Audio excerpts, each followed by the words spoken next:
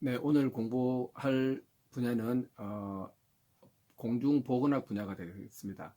공중보건학 분야는 보통 한 10문제 정도가 출제가 되고 있습니다. 10문제 정도가 출제가 되고 있는데 보통 저희들이 맞아야 되는 점수는 한 5점 이상은 무조건 맞아야 한다라고 저는 개인적으로 생각을 합니다. 그래서 깊이 파고 들어가서 공부하는 것보다는 큰 카테고리 정도를 배우는 정도, 그 정도 선에서 공부를 마치도록 해야 되겠습니다. 공중보건학에서 가장 중요하게 여겨야 될 부분들은, 공중보건학은 개인의 질병을 치료를 목적으로 하는 것이 아니라 지역 단위를 관계해서 정신적으로, 사회적으로, 육체적으로 건강하게끔 만들도록 예방하는 것이다. 치료가 아니라 질병을 예방한다는 거. 그 다음 지역의 많은 사람들, 다수의 사람들을 관리하는 것이 공중보건의 목적이다라고 합니다. 유엔의 산하단체이죠. WHO, 세계보건기구가 건강에 대한 정의를 내린 적이 있습니다. 1995년도에 정의를 내렸는데, 여기에서 보면 건강이라고 하는 것은 단지 육체적으로만 건강한 것이 아니라 정신적으로, 사회적으로, 육체적으로 모두 건강해야지 건강하다라는 거, 이것이 건강에 대한 정의가 되겠습니다. 이 WHO에서 중점 사업으로 하고 있는 사업들은 보건에 대한 교육, 보건에 대한 행정, 그다음 보건 관련 법규를 중심적으로 사업을 추진하고 있습니다. 다음 질병 발생의 3대 요인입니다. 바로 숙주, 그다음 병인, 그다음 환경, 이 세 가지가 갖춰져야지만이 질병이 발생이 됩니다. 나라의 보건 지표를 따지는 것은 크게는 두 가지로 나눌 수가 있습니다. 바로 하나는 출생률이고 하나는 사망률입니다. 출생률 중에서 가장 많이 보는 것은 조출생률입니다. 그래서 전체 인구 중에서 태어나는 숫자대로 나누는 값, 이것이 바로 조출생률이 될 것이고요. 사망 통계에서는 비례 사망 지수라고 있습니다. 비례 사망 지수는 전체 사망자 수 중에서 50세 이상 사망자 수가 얼마나 되느냐, 이것이 바로 비례 사망 지수입니다. 네, 세계보건기구가 그 나라의 보건 수준을 평가하기에 가장 지표로 삼는 것이 바로 영아 사망률이 되겠습니다.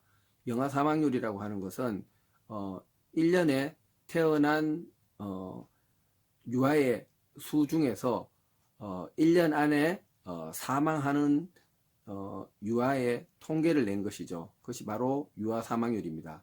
이 유아 사망률에서 유아 사망률이 한 나라의 보건 수준의 평가를 하는 것에 가장 큰 지표로 삼는다. 아무래도 선진국이라든지 이런 데서는 그 영아 사망률이 낮을 것이고요. 저기 아프리카라든지 이런 데서 어떤 보건 행정적인 부분들을 많이 받지 못하는 나라에서는 어린 아기, 그러니까 영아들이 그 사망할 확률이 높겠죠. 그런 데에서는 영아 사망률이 지표가 아주 높게 되면 보건 수준이 낮다라고 보시면 됩니다.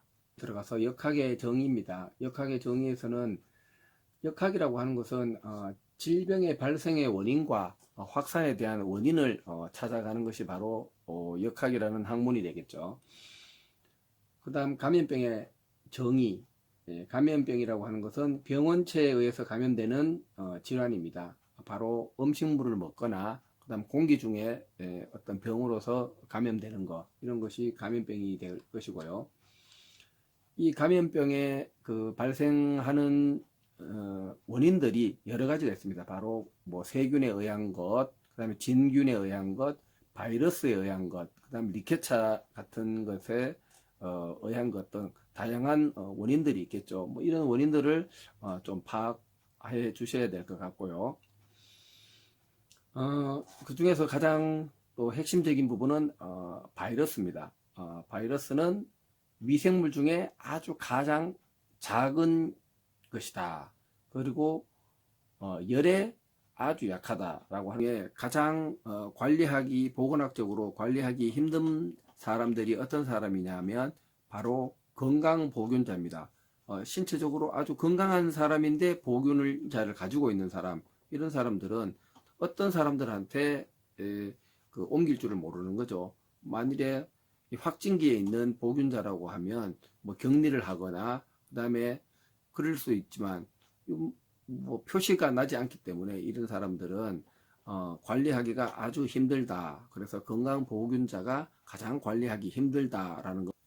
인수공통감염병이라고 하는 것은 사람과 동물 사이에 상호 관계에 의해서 생기는 병, 이런 병인데 주로 탄저병, 광견병, 공수병이다라고도 하죠. 뭐 이러한 병들은 인수공통 전염병이다라고 하겠습니다. 네, 감염병의 종류에는 1군 감염, 2군 감염, 3군 감염, 4군 감염, 5군 감염이 있습니다. 그 중에서 1군 감염병은 발생 즉시 유행을 하기 때문에 방역 대책을 수립해야 되는 것이 1군 감염병이고, 2군 감염병은 국가 예방 사업의 대상이 되는 감염병을 2군 감염병이라고 합니다. 3군 감염병은 유행할 가능성이 있어서 방역 대책이 필요한 것이 3군 감염병이 될 것이고, 4군 감염병은 새롭게 발생했거나 발생할 우려가 있는 감염병, 이런 것들이 4군 감염병이 될 것이고, 5군 감염병은 우리가 회충, 요충 뭐 이러한 것들을 5군 감염병이다라고 하겠습니다. 이 중에서 알아두셔야 될 것은 1군 감염병에는 뭐 콜레라, 장티푸스 뭐 이러한 것들이 있다라는 거. 관리에 있어서 기생충 중에 회충, 요충, 십이지장충 뭐 이런 것들이 기생충이 되겠는데, 기생충 중에서 가장 많은 것은 바로 회충이다. 그 다음 어린이들한테서 가장 많이 생기는 선충은 바로 요충이다 라는 거. 흡충류의 종류 중에서는 간흡충류와 폐흡충류가 있습니다. 간흡충류에는 제1숙주가 간우민, 간흡충류에는 우렁이, 제2숙주에는 민물고기 뭐 이렇고, 폐흡충류는 뭐 그냥 패스해 지나가도록 하겠습니다. 얘는 무구조충과 유구조충이 있습니다. 무구조충에는 무소, 소고기는 무구조충, 유구조충은 돼지고기다.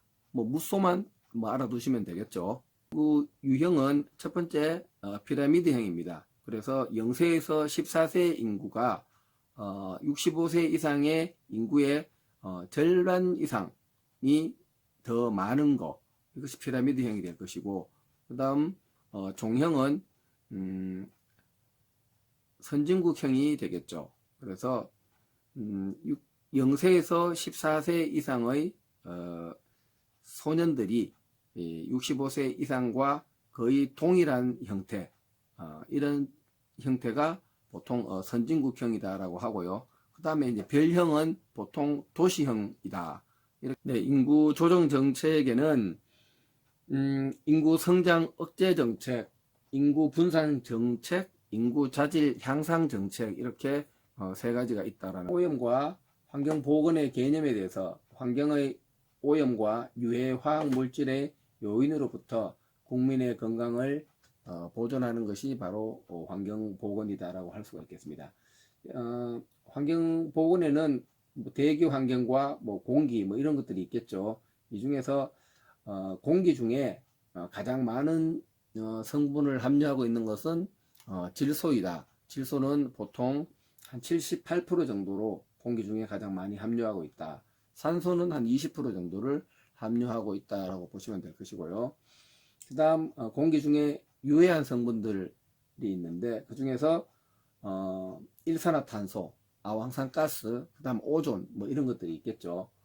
그 중에서 일산화탄소는 뭐 정말 0.0001%만 있더라도 마시게 되면 사망할 수 있는 아주 맹독성이다라는 거. 그 다음 아황산가스는 대기오염의 지표 기준으로 사용이 된다. 대기오염이 많다라는 것은, 그 다음 대기오염을 측정할 때 오염이 되었다 안 됐다라고 하는 것은 바로 아황산가스를 가지고 지표로 삼는다.